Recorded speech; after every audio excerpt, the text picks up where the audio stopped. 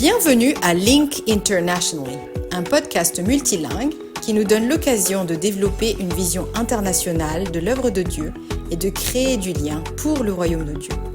Ils étaient plus de 6,9 millions en 2022, un chiffre en constante croissance. Eux, ce sont les étudiants en mobilité internationale. Je m'appelle Hans et je vous propose dans ce podcast multilingue de découvrir des récits aussi variés que passionnants qui nous donnent des visages personnels derrière les chiffres des étudiants internationaux. Ces récits nous permettent d'élargir notre perspective de ce que Dieu fait dans le monde à travers ses mobilités étudiantes. Bonjour et bienvenue. Aujourd'hui, j'ai le plaisir de recevoir David qui va partager avec nous son cheminement spirituel depuis son enfance dans une famille chrétienne en France jusqu'à ses expériences d'échange interculturel et sa découverte du cœur de Dieu pour les nations. Restez avec nous pour découvrir son histoire, pleine de rencontres et de moments où la foi devient concrète. Bonjour David et merci beaucoup d'avoir accepté mon invitation. Alors, tu as grandi dans une famille chrétienne de France, bien sûr, comme pour tous ceux qui ont grandi dans une famille chrétienne, à un moment donné, tu as dû faire ton propre choix. Suivre Jésus ou pas, vivre pour lui ou pas. Est-ce que tu peux nous parler de ton arrière-plan familial, de ton propre cheminement spirituel, mais aussi nous faire part de ton contexte plus largement? Un certain nombre de nos auditeurs ne connaissent pas forcément le contexte spirituel de la France. Bonjour. Effectivement, mes parents et mes grands-parents maternels sont dans la foi chrétienne depuis des années. Et j'ai donc entendu parler de Jésus et de la Bible dès mon enfance. Et grâce à eux, j'ai pu découvrir le message de la Bible à la maison, mais aussi à l'école du dimanche. Donc c'est les groupes de jeunes à l'église. Donc avec ces groupes d'enfants, puis avec les groupes de jeunes dès mon plus jeune âge. Donc je grandis dans ce contexte-là. Et pour autant, je pense que cela ne rend pas forcément le chemin vers Jésus plus facile, puisque à partir d'un certain moment, pour moi, durant l'adolescence notamment, on peut penser qu'on a fait le tour de la question et on peut se détourner progressivement de la foi. Par exemple, pour mon cas, je préférais aller jouer au foot avec mon club de sport le dimanche plutôt que d'aller à l'église avec mes parents, et cela pendant plusieurs années de l'adolescence. Et finalement, c'est en partant faire mes études loin de ma famille que je me suis rendu compte que j'avais besoin de Jésus dans ma vie. Et donc finalement, petit à petit, j'ai commencé à me rendre dans l'église locale de la ville où j'étudiais, et c'est là que j'ai rencontré des frères et sœurs qui m'ont permis de grandir dans la foi et de comprendre des choses de la Bible que je n'avais pas forcément saisies étant plus jeune. Et donc j'ai participé à plusieurs réunions du groupe de jeunes de l'église locale, de l'église dans la ville où j'étudiais. Et cela m'a encouragé donc dans le chemin de la foi, à m'engager plus profondément dans la foi avec Jésus. Et j'ai finalement demandé à être baptisé au bout d'un an et demi dans cette église, sans que mes parents ne soient intervenus durant mon chemin vers la foi. Et donc finalement, pour revenir sur le contexte spirituel en France, je dirais que les jeunes Français aujourd'hui s'intéressent de plus en plus aux questions de la foi. En effet, ils sont de plus en plus à la recherche de repères et de valeurs dans un monde, on le voit aujourd'hui, qui est toujours plus instable dans tous les domaines. Et donc certains se questionnent sur l'existence de Dieu notamment, et sur tout un tas de questions liées à la foi chrétienne. Et cela permet donc des conversations intéressantes pour présenter ce que nous croyons. Et il est également intéressant et plus facile parfois d'échanger avec des jeunes Français catholiques ou musulmans autour des questions de la foi lorsque l'occasion se présente, puisque eux, ils croient plus facilement à l'existence de Dieu, à la création et à tout un tas d'éléments qu'une personne athée ne pourrait pas forcément maîtriser. Néanmoins, il faut souligner que la France est un pays laïque, donc ce qui limite parfois les possibilités de témoignage de la foi dans les lieux publics, comme dans les lycées ou les universités. Donc il faut trouver un certain équilibre dans les paroles que nous prononçons lorsque nous voulons témoigner de notre foi. Pour autant, cela n'empêche pas de parler de la foi, mais il faut être prudent pour ne pas qu'un simple témoignage soit assimilé à du prosélytisme, pour se retrouver finalement hors la loi ou en porte-à-faux avec la loi.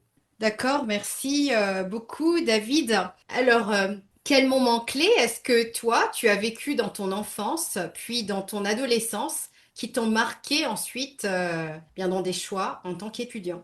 Eh bien, pour mon cas, j'ai choisi de faire des études en géopolitique et en histoire des relations internationales, donc pour différentes raisons qui proviennent notamment de certains moments de l'enfance et de l'adolescence. Donc d'un côté, j'ai toujours apprécié l'histoire et la géographie, donc depuis l'enfance, car notamment mon grand-père était passionné par ces domaines, Donc il m'offrait régulièrement des livres sur ces disciplines. Et quand je venais en vacances chez lui, on parlait souvent de ces sujets-là. D'autre part, l'église de mes parents était pas mal fréquentée par des étrangers, que ce soit des jeunes ou des personnes plus âgées, ce qui permettait de rencontrer des chrétiens de diverses régions du monde. Donc pour moi, c'était très intéressant, ça me fascinait. J'avais par exemple pu me lier d'amitié avec deux jeunes Éthiopiens, orphelins, et qui avaient été adoptés par un couple de Français. Et donc ces deux jeunes, ils débarquèrent un jour à l'école du dimanche. Et donc pour moi, le fait de connaître des chrétiens qui venaient parfois de mon pays, de très loin, me fascinait lorsque j'étais enfant. Et donc je m'intéressais à plein de pays du monde en faisant des recherches sur Internet, dans des livres, dans des encyclopédies, etc. Et c'était vraiment des sujets qui me fascinaient. Donc finalement, ça m'a donné envie de faire ce type d'études. Et enfin, il y a une dernière raison, je pense, qui a bien joué dans ce choix d'études, c'est que je n'ai jamais pu voyager à l'étranger avant mes études, hormis dans les pays frontaliers de la France. Donc cela me frustrait un peu et j'avais envie d'aller découvrir des pays lointains, loin de l'Europe. Et donc, à l'époque, je voyageais avec les livres et Internet. Et plus tard, finalement, je me suis donc orienté vers ces études qui, j'espérais donc, me permettraient peut-être de partir plus loin que l'Europe et de voir d'autres pays, d'autres cultures et d'autres régions du monde. Hmm. Ah oui, je vois. C'était le goût du voyage. Alors, tu as fait l'essentiel de tes études en France, avec quelques périodes à l'étranger, dans le cadre d'échanges, notamment au Chili. Pendant tes études, tu as fait de nombreuses rencontres avec d'autres étudiants étrangers. Certains étaient chrétiens, d'autres ne l'étaient pas. Alors, en quoi ces rencontres ont changé ta manière de voir le monde, mais aussi de mieux comprendre qui est Dieu?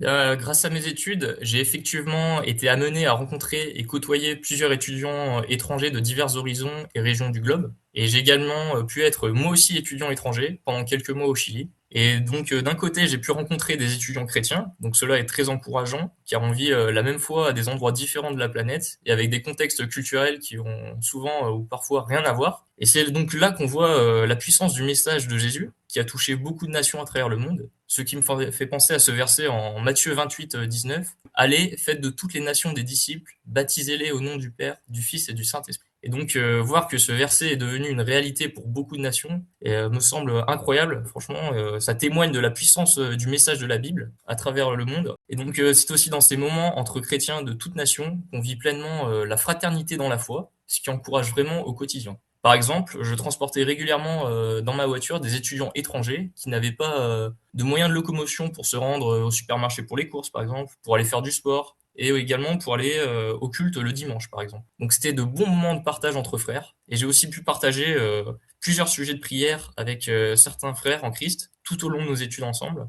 Donc je me souviens notamment de plusieurs temps de prière avec un étudiant africain qui venait du Cameroun, dont la sœur était gravement malade depuis plusieurs semaines. Donc nous prions ensemble régulièrement et je lui envoyais des passages de la Bible pour le fortifier et l'encourager dans cette épreuve. Donc finalement, au bout de quelques semaines, elle a guéri. Donc ce fut un moment de réjouissance tous les deux et vraiment un moment d'encouragement dans la foi de voir que tous les deux nous croyons la même chose et que nous comptions sur la même personne, donc sur Jésus pour régler cette situation et nous faire grandir. Et d'un autre côté, j'ai aussi fait la rencontre d'étudiants étrangers qui étaient athées ou alors musulmans. Et donc j'avais à cœur également de témoigner par mon comportement avec eux par des petits gestes du quotidien, comme un simple bonjour ou encore des services rendus pour aller faire les courses par exemple, mais également un repas partagé à la cantine, de l'aide pour les travaux pratiques ou les révisions, ou encore des discussions sur les différences culturelles entre nos pays, nos foi, nos différentes visions du monde, les manières donc oui de voir le monde et ses différentes problématiques, que ce soit politique, géopolitique, économique, religieux. Donc ça touchait un peu à nos études, mais également à nos côtés personnels. Il y a quelque chose que j'aimais bien faire également, c'était partager des séances de sport ensemble. Et moi, personnellement, je suis persuadé que le sport peut être un bon moyen de tisser des liens entre les nations, car à mon sens, il facilite vraiment les interactions et les souvenirs communs. Donc durant ces études, je faisais régulièrement des footings, des parties de football ou de basket avec des étudiants étrangers. Et pour moi, c'était vraiment l'occasion de passer de bons moments ensemble et d'avoir des conversations intéressantes durant les footings, par exemple. Puisque bon, voilà, ça peut durer 45 minutes, une heure. Donc on peut se raconter plein de choses. Et donc je suis convaincu que tous ces petits gestes du quotidien permettent de témoigner par notre comportement et de créer des liens. On ne parle pas forcément de Dieu toutes les 5 minutes. Pour autant, je pense que ce sont des petits gestes qui peuvent permettre un déclic pour certains et de montrer par notre comportement qu'on s'intéresse à eux, qu'on a quelque chose en plus à leur partager. Et d'autant plus que dans mon lieu d'études, tous les étudiants français ne s'intéressaient pas forcément aux élèves étrangers et pouvaient parfois les ignorer. Donc ces derniers pouvaient alors se sentir rejetés et ils n'allaient pas forcément facilement au contact des étudiants français. Donc pour moi, il était normal d'aller vers eux, rien que pour témoigner de l'amour de Christ pour le prochain par mon comportement. Et cette ouverture et toutes les activités que j'ai énumérées précédemment ont parfois permis d'avoir des conversations sur la foi avec certains. Et je me dis que dans le pire des cas, ces étudiants auront au moins entendu parler de Jésus une fois dans leur vie. Et donc maintenant, aujourd'hui, au quotidien, je prie régulièrement qu'ils puissent un jour se tourner vers lui. Voilà, j'espère avoir posé quelque chose dans leur cœur. Dans tous les cas, ces rencontres et ces échanges m'ont permis de découvrir de nouvelles cultures et également de faire tomber des préjugés qu'on peut parfois avoir sur certaines cultures, certaines religions ou certains points de vue politiques. Et donc, je constate que Dieu m'a donné la possibilité d'avoir des amis dans plusieurs pays. Et s'il a permis cela, je pense que c'est qu'il a un plan pour eux. Donc aujourd'hui, ils sont de retour dans leur pays respectifs pour la plupart, mais nous avons régulièrement des conversations sur les réseaux sociaux, WhatsApp, etc., pour se partager des nouvelles et s'encourager. J'ai notamment eu la joie de recevoir un message d'un camarade musulman qui m'a souhaité un joyeux Noël en décembre dernier. Donc pour moi, c'était vraiment une bénédiction puisque dans son pays, on ne fête pas du tout cette fête puisque le christianisme est tout simplement interdit. Donc cela m'a vraiment encouragé et m'encourage encore aujourd'hui à poursuivre ces relations amicales pour peut-être un jour en voir certains se tourner vers Christ. Je l'espère, je le prie. Et toujours est-il que ces rencontres avec ces étudiants étrangers, chrétiens ou non, m'ont permis de comprendre que Dieu place des gens sur notre chemin et qu'il n'y a pas de hasard. Tout au long de notre vie, nous allons croiser des nouvelles personnes et parfois on se demande pourquoi on les rencontre. Mais moi, je suis persuadé que voilà, Dieu a un plan pour chacune de ces personnes et lorsqu'il nous les place sur notre chemin, ce n'est pas par hasard. Donc même si à court terme, on ne voit pas forcément de résultats, je pense que Dieu nous apprend à être patient et à compter sur lui à travers la prière pour toutes les situations de la vie, et notamment ces situations de rencontre où on peut être amené à témoigner avec d'autres personnes. Et aussi, ces différentes expériences avec des chrétiens du monde entier m'ont permis de mieux comprendre la puissance des relations fraternelles que Dieu veut que nous entretenions au-delà de nos origines et de nos cultures différentes. Donc pour moi, voilà, ce sont différents points qui sont très forts, et donc ces rencontres m'ont vraiment fortifié dans tous ces domaines. Merci beaucoup. C'est vraiment, oui, inspirant de voir comment Dieu, effectivement, a conduit tes pas. Alors, un jour, tu m'as raconté, tu as été invité par des étudiants du Moyen-Orient qui étudiaient dans la même filière que toi. Tu as accepté leur invitation. Et dans le pays où tu t'es rendu, il est interdit à un autochtone d'être chrétien, puisque là-bas, tout le monde naît musulman et reste musulman. Alors, quelle idée avais-tu du pays où ils t'ont invité avant de partir? Et est-ce que tu avais des appréhensions ou des attentes particulières? Alors, j'avais peu d'appréhension concernant cette destination, puisque mes amis m'avaient déjà parlé de nombreuses fois de leur pays et de l'image négative parfois véhiculée par les médias, notamment occidentaux, qui pouvait inquiéter les visiteurs. Et donc, je leur faisais confiance, puisqu'ils m'avaient invité. Je me suis dit, bon, s'ils m'ont invité, c'est que ils veulent me présenter leur pays de la meilleure manière possible. Et donc, je ne pense pas qu'ils voulaient me dégoûter en m'invitant. Et je faisais surtout confiance à Dieu, car il avait probablement un plan derrière ce voyage. Et bon, je savais que ma famille priait également pour qu'il se déroule du mieux possible. Donc j'avais confiance en Dieu et en mes camarades également qui m'avaient invité. Bon, j'étais quand même préoccupé par le fait que toutes les autres religions en dehors de l'islam étaient interdites. Ça m'inquiétait quand même un petit peu. Mais je pensais aussi que les visiteurs qui ne sont pas musulmans ne seraient pas forcément bien accueillis. Et finalement, ça n'a pas du tout été le cas, puisque dans leur culture, l'hospitalité est très importante. Donc voilà, on reçoit un accueil très chaleureux quand on se rend dans de nombreux pays musulmans, et notamment ce pays que j'ai pu visiter. Également, le fait de savoir que beaucoup d'étrangers qui ne sont pas forcément musulmans travaillaient là-bas sans problème particulier m'a quand même rassuré avant de partir. Et donc, faisant confiance à ses camarades, j'ai accepté de leur rendre visite chez eux à l'occasion de quelques jours de vacances. Mais j'ai quand même pris des précautions en évitant, par exemple, de prendre une Bible dans ma valise pour ne pas être inquiété par les autorités locales à l'arrivée à l'aéroport. Bon, j'avais quand même mon application de la Bible sur mon téléphone pour compenser. Mais voilà, j'ai fait attention à deux, trois détails pour ne pas être en porte-à-faux vis-à-vis de la loi locale. Je me suis aussi dit que si Dieu avait permis que je rencontre ces étudiants et que je leur rende visite chez eux, c'était pour une raison que je ne comprenais peut-être pas forcément, mais je lui ai quand même fait confiance pour réaliser ce voyage. Et donc, dans cette société très religieuse, et où l'islam est omniprésent dans tous les pans et lieux de la société, j'espérais ainsi avoir quelques opportunités pour parler de ma foi, sans me mettre en défaut par rapport aux lois locales. Et je comptais notamment sur la possibilité de comparer certaines croyances de la foi chrétienne avec l'islam pour essayer de témoigner à certains moments avec mes amis ou d'autres personnes que j'aurais pu être amené à rencontrer sur place. Oui, d'accord, merci, je vois. Alors, dans un contexte comme celui-là, quelles ouvertures est-ce que le Seigneur t'a donné pour être témoin au milieu de ces personnes concrètement? Eh bien, à l'occasion de quelques conversations autour d'un thé traditionnel sur différents sujets de société, comme la famille par exemple, le mariage ou encore l'hospitalité, donc comme je l'ai dit, qui est quelque chose de très important pour eux auprès des visiteurs, j'ai pu à plusieurs reprises exprimer le point de vue de la Bible à propos de ces thèmes variés. J'ai également pu avoir quelques échanges avec mes amis sur quelques sujets comme le paradis ou les personnages bibliques que l'on peut retrouver aussi dans le livre saint de l'islam. Donc je pense notamment à Abraham ou à Marie, la mère de Jésus, qui est évoquée de nombreuses fois dans le Coran. Je retiens aussi ce moment où nous avons visité le musée national du pays. Et dans ce lieu est présentée toute l'histoire du pays. Et ce qui est assez fascinant, c'est que ce qu'on ne retrouve pas forcément dans des pays occidentaux, c'est que l'histoire du pays commence par la création du monde par Dieu. Donc cela fut l'occasion de partager les points communs entre le christianisme et l'islam sur quelques points, et notamment sur la création par Dieu. Donc c'était très intéressant cette visite et ce moment-là. Et voilà, quoi qu'il en soit, je ne crois pas les avoir convaincus sur le moment, mais je pense que Dieu a permis ces échanges pour déposer quelque chose dans leur cœur. Et je prie pour que cela les amène à s'interroger davantage sur Jésus un jour, je l'espère. Et donc je pense que le fait de s'intéresser sincèrement à eux, à leur culture, mais aussi à leur religion et à leur manière de voir le monde, est aussi une forme de témoignage de l'amour du prochain que l'on retrouve dans la Bible. Et je constate déjà qu'en retour, ils s'intéressaient également à la foi chrétienne durant nos conversations, ce qui est un bon début à mes yeux. Donc voilà, je prie encore que cela puisse grandir dans leur cœur. Mais j'étais déjà très content du peu de conversations que nous avions pu avoir autour de la foi durant ce voyage. Ah, c'est vraiment encourageant d'entendre ça. Merci beaucoup. Effectivement, c'est une œuvre sur la durée que Dieu fait et souvent bah, dans le secret des cœurs qu'on ne voit Mm. pas, mais en tout cas que tu aies pu voir quelques ouvertures, c'est vraiment encourageant. Merci. Alors aujourd'hui, tu es arrivé à la fin de tes études.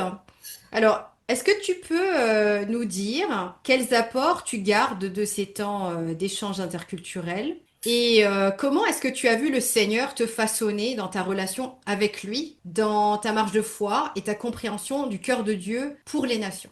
Alors effectivement, oui, je garde de nombreuses choses de ces temps d'échange, pardon, avec tous les étudiants étrangers que j'ai pu rencontrer en France ou à l'étranger. Et alors déjà, je retiens les amitiés qui se sont créées grâce à Dieu et les relations que j'entretiens encore aujourd'hui avec ces anciens étudiants. Alors qu'en commençant mes études, je ne pensais pas rencontrer autant d'étudiants de divers pays du monde. Dieu les a placés sur mon chemin et m'a donné à cœur de m'intéresser à eux et de vouloir poursuivre et entretenir ces relations amicales et fraternelles. Donc je retiens aussi les rencontres avec des chrétiens de différents pays qui m'ont vraiment encouragé dans ma foi. Je pense notamment à certains parmi eux qui venaient de pays très pauvres ou en guerre et qui faisaient confiance à Dieu dans leur quotidien de manière très inspirante pour moi, malgré toutes les difficultés qu'ils pouvaient vivre. Alors que pour moi, j'ai parfois tendance à me plaindre pour des choses futiles. Donc ce fut vraiment une grande leçon spirituelle. Et je pense également aux nouvelles cultures que Dieu m'a permis de découvrir. Cela montre aussi la richesse de sa création et la puissance de son message qui s'est répandu dans beaucoup de régions du monde. Et enfin, je constate quand même que malgré le fait que certains endroits du monde n'entendent pas forcément parler de la puissance du salut en Christ en raison d'interdictions humaines, Dieu peut quand même donner des opportunités de témoigner, même par des simples actions amicales. Et donc je pense qu'il faut vraiment profiter de ces opportunités pour au quotidien essayer de toucher ces personnes qui n'ont pas forcément accès à la foi de manière facile. Hmm, merci. Ça me rappelle une parole de quelqu'un justement d'Afrique du Nord, un frère dans la foi, qui disait bah, quand Dieu semble fermer des portes, il y a des fenêtres qui s'ouvrent. Et c'est beau de voir en fait les fenêtres qu'il a ouvertes pour toi dans le cours de tes études. Alors, comment est-ce que tu penses garder au milieu des nombreuses activités, voilà, et les exigences de la vie, un œil et un cœur toujours ouverts sur l'œuvre de Dieu parmi les nations? Eh bien, je souhaite continuer à entretenir les relations d'amitié que j'ai pu tisser avec certains étudiants étrangers à travers les réseaux sociaux, comme je l'évoquais plus tôt. Et j'espère aussi pouvoir continuer à voyager pour rendre visite à certains amis dans leur pays d'origine et avoir l'occasion de témoigner de la foi auprès d'eux. Et donc, certains vivent à l'heure actuelle des conflits dans leur pays, donc je prie pour eux régulièrement et pour qu'ils puissent un jour se tourner vers Jésus, pour ceux qui ne le connaîtraient pas encore. Et aussi, dans mon milieu professionnel, j'ai la possibilité de découvrir des gens de divers pays et de divers horizons. Donc j'ai à cœur de pouvoir continuer à échanger sur la foi, et également témoigner de l'œuvre de Dieu auprès de ces personnes, mais également par mon comportement au quotidien. Et plus tard, j'aimerais évoluer professionnellement vers des postes centrés sur les relations internationales, car j'ai vraiment l'impression que c'est l'appel que Dieu m'a donné, et en tout cas, c'est ce qui m'intéresse vraiment, de pouvoir rencontrer d'autres étrangers, notamment dans mon monde, dans mon milieu professionnel. Et enfin, plus localement, je souhaiterais m'investir davantage dans l'accueil et également dans l'hospitalité auprès des frères et sœurs étrangers qui arriveraient dans mon église locale et qui souhaiteraient s'installer en France, mais aussi auprès des étudiants étrangers éventuellement, chrétiens, qui seraient de passage dans mon église locale, dans ma région, pour essayer de mieux les intégrer et de participer avec eux à différentes activités pour échanger notamment sur notre foi et pour grandir tous ensemble. Hmm. Alors en tout cas, un très grand merci David. C'est vraiment inspirant d'entendre ce que Dieu a fait dans ta vie et à travers toi, à travers les rencontres que tu as pu faire pendant tes études. Et que le Seigneur te bénisse pour ce qui t'attend pour la suite. Merci encore. Merci. Merci d'avoir écouté cet épisode avec David. Son parcours nous rappelle combien la foi en Jésus nous transforme, nous ouvre à d'autres cultures et nous pousse à vivre notre vie avec audace et authenticité. Alors n'hésitez pas à partager cet épisode avec vos proches et à vous abonner pour ne pas manquer les prochaines histoires qui nourrissent le cœur et l'esprit. Chaque lundi, un nouvel épisode sort. À très bientôt pour un nouvel épisode de Link Internationally.